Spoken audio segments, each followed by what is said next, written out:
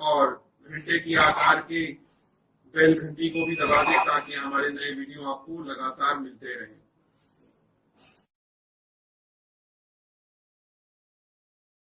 नमस्कार दोस्तों, धर्म रहस्य चैनल पर आपका एक बार फिर से स्वागत है। बहुत समय से मांग आ रही थी कि कर्ण पिशाचनी की साधना के जो विधान है उसके बारे में बताएं, पर सभी लोग जानते हैं कि इस साधना में सभी ने अधिकतर अघोर पंथ या यूं के कपालिक पंथ और विभिन्न प्रकार का पूरी तरह से तामसिक तंत्र के ही विधानों को बताया है। इसी कारण से जो इसकी वैदिक पद्धति की जो सिद्धि है उसके बारे में लोगों को ज्ञान नहीं है। आज मैं उसी के बारे में आपको बताऊंगा और पीडीएफ के रूप में इसे प्रोवाइड भी करूंगा।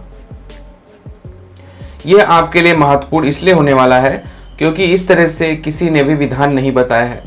क्योंकि कोई भी जब आपको कर्ण पिशाचनी साधना के विषय में बताता है तो उसका विनियोग कैसे किया जाएगा इसके बारे में कभी नहीं बताते। तो ये वैदिक पद्धति से की जाने वाली साधना है और ये पूरी तरह से वैसी ही साधना है जैसे अन्य कर्ण पिशाचनियों की साधना की जाती है। ये खतरनाक साधना इसलिए मानी जाती है क्योंकि यह तांत्रिक देवी है और पिशाचनी स्वरूप में होने के कारण इनकी शक्तियां बहुत ही तीव्रता से मनुष्य के ऊपर हावी हो जाती हैं या आ जाती हैं। लेकिन यही चीज अच्छी भी है, इसी कारण से हमें पूरा विश्वास होता है कि ऐसी शक्तियां मौजूद हैं। तो चलिए कहानी के साथ में आज मैं आपको इनका पीडीएफ दूंगा, जिसके लिए आपको मेरे इंस्टा मोजो अकाउंट में जाना होगा, जिसका लिंक मैं वीडियो के नीचे डिस्क्रिप्शन बॉक्स में दे दूंगा। वहां से क्लिक करके आप इस साधना को डाउनलोड कर सकते हैं और इसके बारे में पूरी जानकारी प्राप्त कर सकते हैं। मैं यहाँ पर वैदिक विधि की ही बात करूंगा। तो सबसे पहले जानते हैं कि इस पद्धति को लाने का श्रेय किसके हाथ में है। बहुत सारे लोगों को यह पता नहीं है कि कर्ण पिशाचनी जो होती है वो आपके कर्ण शक्ति का ही प्रतीक होती है। जब आपकी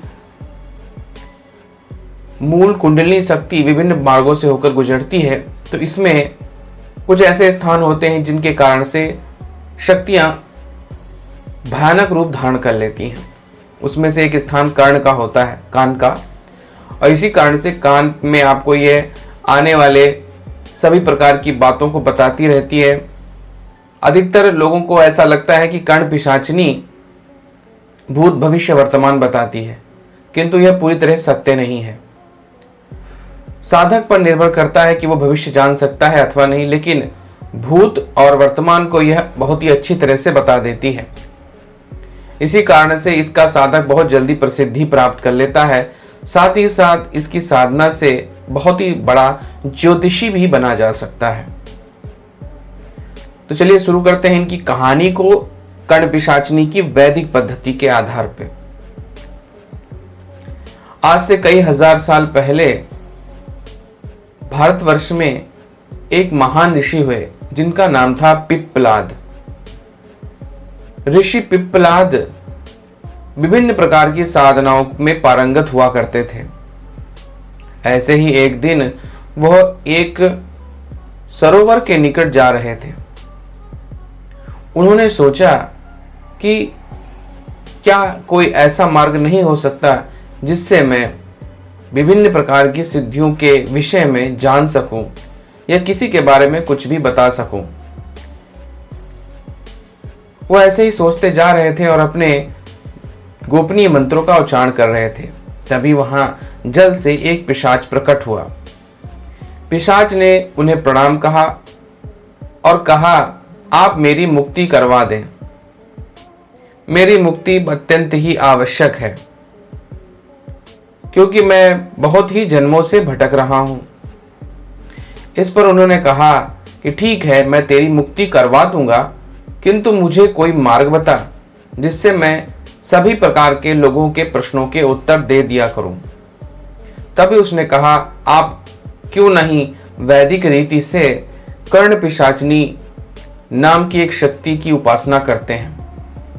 उसकी साधना करके आप बहुत अधिक शक्तिशाली हो जाएंगे और वो आपके सभी प्रकार के प्रश्नों के जवाब देगी, क्योंकि व्यक्ति स्वभाव से ही जिज्ञासु होता है और अपने हर प्रश्न का उत्तर जानना चाहता है। और उस पिशाच ने उन्हें वह विधि सिखाई। इसके बाद ऋषि पिप्पलाद ने उस पिशाच को जीवन मुक्त कर दिया और वह पितृलोक की ओर चला गया। अब बारी थी 14 दिन की साधना की। उस 14 दिन की साधना को उन्होंने एकांत स्थान एक शमशान में करने की सोची और वहां जाकर उन्होंने वो साधना शुरू कर दी, क्योंकि वो नहीं चाहते थे कि घर के आसपास उनकी कोई साधना को देख सके। इसलिए उन्होंने इस साधना के लिए अपने घर को ना चुनकर शमशान को चुना था। अपनी साधना में वो इस प्रकार से जाप करते रहे और जैसे ही 14वां दिन उपस्थित हुआ, उस रात को अचानक से ही बड़े ही जोर से हवाएं चलने लगी। उन्हें ऐसा लगा कि चारों ओर का वातावरण बदल रहा है। विभिन्न प्रकार के भूत प्रेत पिशाच चारों ओर उनके मंडराने लग गए, जिनसे उनको भय हो रहा था। किंतु अपने आत्मबल और पूर्व मंत्रों की सिद्धि के कारण उन्होंने अपने आप को नियंत्रित कर रखा था। तभी जमीन से उत्पन्न होती हुई एक पिशाचिनी उनकी ओर तेजी से दौड़ी और आकर उसने इन पर वार किया, किंतु अपने मंत्रों से सुसज्जित और रक्षा कवच धारण किए हुए ऋषि पिप्पलाद को कुछ भी नहीं हुआ। साधना पूर्ण होते ही उन्होंने अपनी आंखें खोल दी। सामने एक सुंदर सी पिशाचिनी खड़ी थी। उसने इनको प्रणाम किया और कहा, आपने मुझे क्यों पुकारा है? मैं आपकी क्या सहायता कर सकती हूं? और आपने मुझे किस रूप में प्राप्त करने की इच्छा की है? ऋषि पिप्पलाद ने कहा, तुम क्या क्या कर्म कर सकती हो, पहले मुझे बताओ। उसने कहा, मैं आपके सभी प्रकार के कर्मों को कर पाऊंगी, खास तौर से आपके सभी प्रश्नों के उत्तर दूंगी, आपकी सेवा करूंगी। मेरे पास पिशाचों की सेना है, मैं उनकी देवी हूं। इस कारण से आपकी हर आज्ञा का पालन उन पिशाचों से करवा सकूंगी। किंतु मेरी भी शर्त है, आपको मुझे पत्नी स्वीकार करना होगा। ऋषि पिप्पलाद ने कहा, क्या मैं किसी अन्य रूप में आपकी साधना के फल के रूप में नहीं प्राप्त कर सकता? इस पर कर्ण पिशाचिनी ने कहा, अगर आपको मेरी संपूर्ण सिद्धियां और शक्तियां चाहिए तो मुझे पत्नी रूप में ही प्राप्त कीजिए। आपके लिए कुछ भी असंभव नहीं, क्योंकि आपके पास पहले से ही बहुत सारी सिद्धियां हैं। आपके पास पहले ही बहुत अधिक तपोबल है। इस पर ऋषि पिप्पलाद ने कहा, ठीक है, मैं तुम्हें पत्नी रूप में ही स्वीकार करता हूं। कर्ण पिशाचिनी खुशी के मारे नाचने लगी।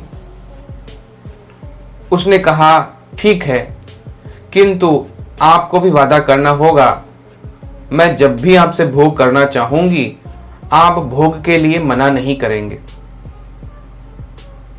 ऋषि पिप्पलाद ने कहा, ठीक है, जैसी तुम्हारी इच्छा, मैं अवश्य ही तुम्हें संतुष्ट रखूंगा। और ऐसा कहते ही तुरंत ही कर्ण पिशाचिनी उनके शरीर से लिपट गई और उसने तुरंत ही भोग करना शुरू कर दिया। ऋषि पिप्पलाद ने क्योंकि वचन दे दिया था, इस कारण से उन्होंने उसका साथ दिया। इसके तुरंत ही बाद उसने कहा, मैं अब आपके कान पर विराजती हूं। और वह उनके कान पर बैठ गई। इसके बाद जब लोग ऋषि पिप्पलाद के पास आते तो वह उनके सारे प्रश्नों के उत्तर दे दिया करते। उत्तर इतने सटीक होते कि लोग आश्चर्य में पड़ जाते कि आखिर इनके पास सारा ज्ञान कहां से आ रहा है। इस प्रकार लगभग 3 वर्षों तक उन्होंने कर्ण पिशाचिनी को अपने कान पर बैठा हुआ रखा। समय बीतता चला गया। पिशाचिनी उनके शरीर के साथ अपना शारीरिक संबंध बनाती और उनको और स्वयं को आनंदित रखती। आनंद में उसने कभी भी कोई बुरा कार्य नहीं किया। सिद्धियों का अलग अलग स्वभाव होता है। जैसा साधक होता है सिद्धि उसी के अनुसार बन जाती है। यहां पर धीरे धीरे करके तपोबल की ऊर्जा अब कर्ण पिशाचिनी को मिल रही थी और इस कारण कर्ण पिशाचिनी बहुत ही अधिक शक्तिशाली होती जा रही थी। एक दिन उसने देवी का रूप धारण कर लिया और ऋषि पिप्पलाद को प्रणाम करते कहा, अब मुझे आप विदा कीजिए। मैं आपकी ऊर्जा सहने में समर्थ नहीं हूं और मैं भी अब बड़े लोक की ओर गमन करना चाहती हूं, कारण कि आपकी तपो ऊर्जा मैंने शारीरिक संबंध बनाकर उसे प्राप्त किया है। इसी कारण मेरा स्वरूप अब देवीमय हो चुका है और मैं अब आपको आपके मोक्ष मार्ग से हटाना भी नहीं चाहती, इसलिए मुझे विदा कर दीजिए। जो भी व्यक्ति मेरी सिद्धि इसी प्रकार विदा कर देगा मैं उसके मोक्ष मार्ग को नहीं रोकूंगी, लेकिन जो मेरे मायाजाल में फंसा रहेगा उसे मैं भ्रमित करती रहूंगी। वैसे भी आप महान ऋषि हैं, आपको इस प्रकार भोगों में नहीं पड़ना चाहिए। ऐसा कहती हुई कर्ण पिशाचिनी उनके सामने अपनी सारी इच्छा रख चुकी थी। उसकी बात को सुनकर ऋषि पिप्पलाद ने प्रसन्न होते हुए कहा, ठीक है, मैं तुम्हारी विसर्जन क्रिया करूंगा और यही संदेश अपने आने वाले शिष्यों को दूंगा कि अगर तुम कर्ण पिशाचिनी की सिद्धि करते हो तो केवल कुछ ही वर्षों तक उसे अपने साथ रखो, उसके भ्रम में ना आओ और उसके बाद उसे विदा कर दो। उसका विसर्जन करना आवश्यक है। विसर्जन करने के लिए वह अपने गुरु मंत्र का प्रयोग करते हुए मंत्र के आगे उस शक्ति का नाम लेते हुए विसर्जन शब्द का प्रयोग करे। इस प्रकार उसका विसर्जन संपूर्ण हो जाएगा। यह हवन उसे लगातार उतने ही दिन करना होगा जितने दिन उसने साधना की थी। कर्ण पिशाचिनी ने जाते जाते उन्हें एक गोपनीय धन का मार्ग भी बता दिया। इसके कारण ऋषि पिप्पलाद के पास 1,000 गायें खरीदने तक का धन हो गया और उन्होंने 1,000 गायें उससे खरीद ली। इस प्रकार उनकी सिद्धि और उनकी वैदिक विधि आगे आने वाली पीढ़ियों को प्राप्त हुई। वही विधि मैंने आज आपको बताई है कि किस प्रकार से आपको इसमें विनियोग करना है, क्योंकि ज्यादातर साधनाओं में लोग खासतौर से कर्ण पिशाचिनी की साधना में उसका विनियोग नहीं बताते हैं। तो ये थी कहानी जिसके माध्यम से आप कर्ण पिशाचिनी को वैदिक परंपरा के हिसाब से सिद्ध कर सकते हैं। इसके लिए आपको मेरे नीचे डिस्क्रिप्शन बॉक्स में जाएंगे वीडियो के और वहां से क्लिक करके आप मेरे इंस्टा मोजो अकाउंट में पहुंच सकते हैं और इस विधि को डाउनलोड कर सकते हैं। तो ये थी कर्ण पिशाचिनी की साधना और उससे जुड़ी हुई पीडीएफ के रूप में कहानी। अगर ये आपको पसंद आई है तो लाइक करें, शेयर करें, सब्सक्राइब करें। आपका दिन मंगलमय हो। धन्यवाद।